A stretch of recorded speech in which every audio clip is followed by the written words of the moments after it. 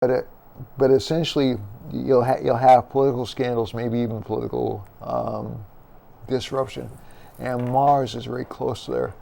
Mars is also passing through Iran, but again, that's a frustration combination. There's nothing going through Korea except for possibly a Mercury line, which indicates it'll be a lot of talk and not much action. And there's a Mars line going through the South Seas right now. So right between New Zealand and Australia. So you can expect something like either an earthquake in that part of the world or a shipping disaster or something like that. These are very general observations. They're not intended to be replacements for detailed analyses of the chart. But the charts that I've been most interested in over the past few years have essentially been Germany and Europe's charts, because Germany, France, Italy all have really, really difficult charts right now. The United States does as well, to be quite honest with you.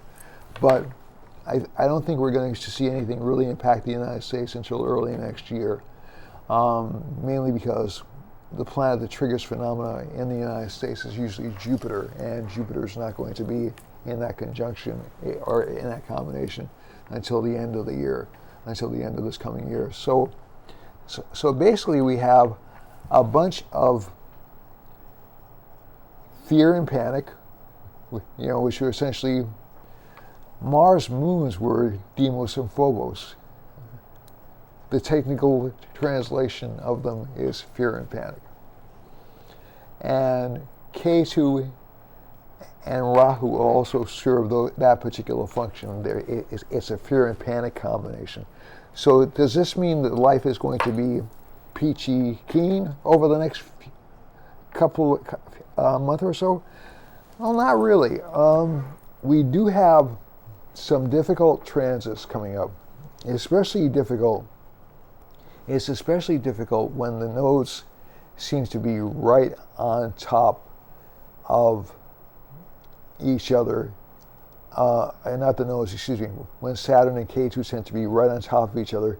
That's going to give some minor catastrophes, so like historic buildings, unfortunately more shootings.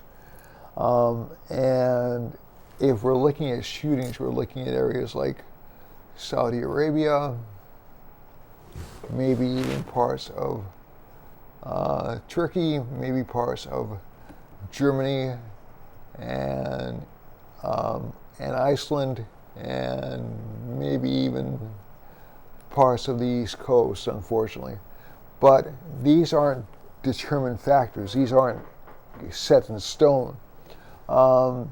The other thing to keep in mind is that when you have these patterns, a lot's going to depend on the chart of the country involved as to whether or not it's vulnerable to these kinds of events. So I'm not laying on the line here that these things are going to absolutely positively happen. These are vulnerabilities in the charts. But France, Germany, and Italy are extremely vulnerable right now as nations. Great Britain is to a certain extent as well, but I also think they're in kind of a reconsideration cycle. They're reconsidering their general orientation to the world, and they're trying to reestablish themselves, maybe not as a great power, but as an independent power. And the interesting thing I found out the other day, which actually didn't surprise me, is that Italy has, quote unquote, a fellow who viewed Mussolini as being a great leader, he's essentially the second most powerful man in Italy. So you're having these kind of like echoes of previous times when people started to get afraid and started to get anxious. And when people get afraid and they get anxious and they get upset about things and they start to panic about things, don't you know that's when people with simple solutions tend to have the most power. So the most important thing, to quote Roosevelt, is the only thing we have to fear is fear itself.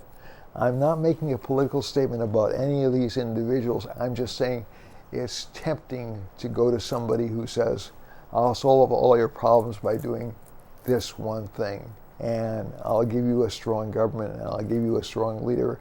And inevitably what happens, and in certain countries it happens for many years, those strong leaders never leave.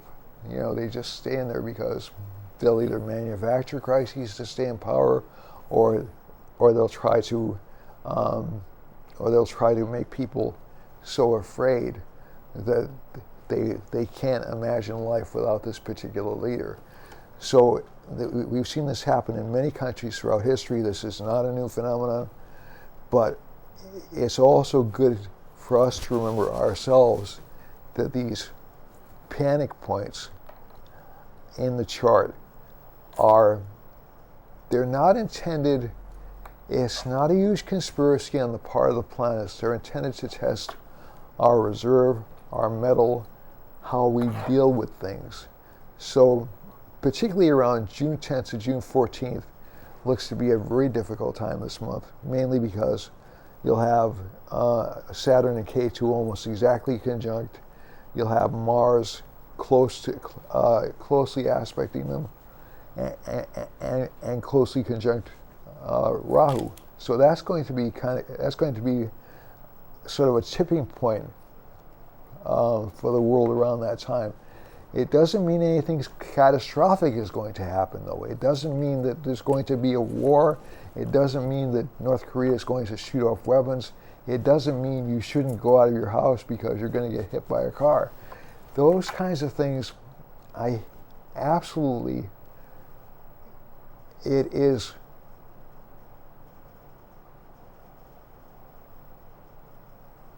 with due respect to the people who say these things, it's not a good use of astrology. And I'll tell you why. Basically, we all have individual karmas that we're fulfilling in this lifetime. We have individual paths we're fulfilling.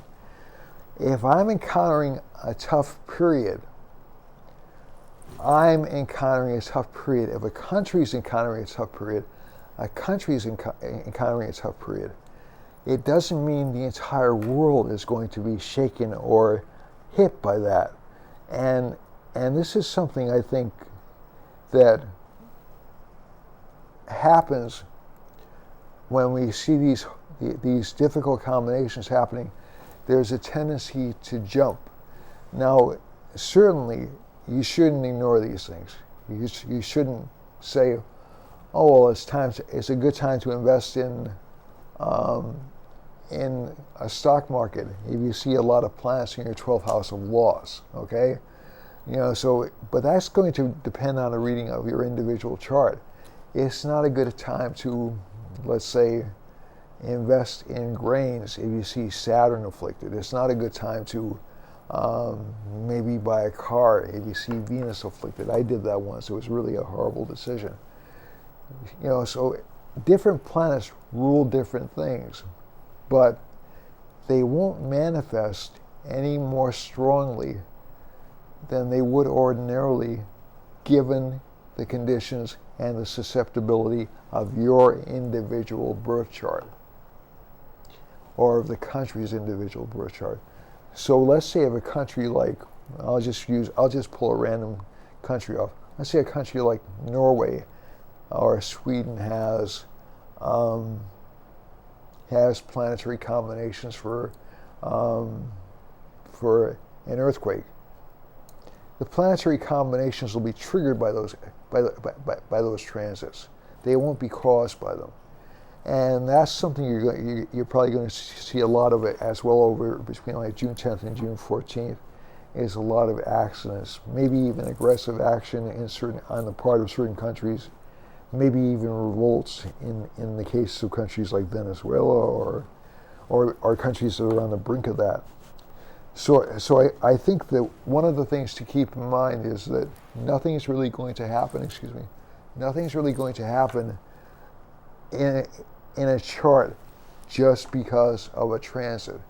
It has to do with the interaction of the rest of the chart. So this kind of global advice is really detrimental to people. I think it's good to know that people are going to be very tense between June 10th roughly and June 20th. It's extraordinarily good to know that. It's extraordinarily good to know you should allow for extra time and allow for people's tempers to be shortened. It's not a good thing to encourage people to avoid activity. It's not a good thing to encourage people to be fearful. It's not a good thing to encourage people to be afraid of the consequences of their actions. Every action has a consequence. Everything we do, me being here in the studio, you being out in the world, astrology is not intended, and I don't believe it should never be intended to make people fearful. It is intended to give people a heads up.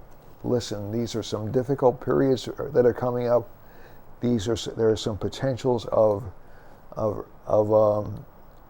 violence or earthquakes in India, let's say, or really rough monsoons.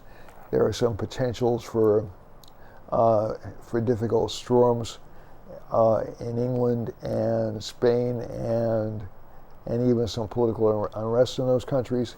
That's fine to say, but by ramping up these kinds of expectations, ramping up the expectations that this is going to be a horrible month, you have that beautiful Jupiter-Venus aspect, which will do so much for you if you can just figure out a way to tap into that.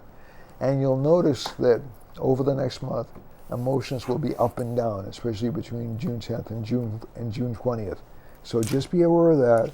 Be aware of how you approach people, but don't be afraid, because fear never got anyone anywhere. Okay, that's it for this show. As always, I'm happy to be with you. I hope I gave you some advice you can use, and that's it for me. Namaste.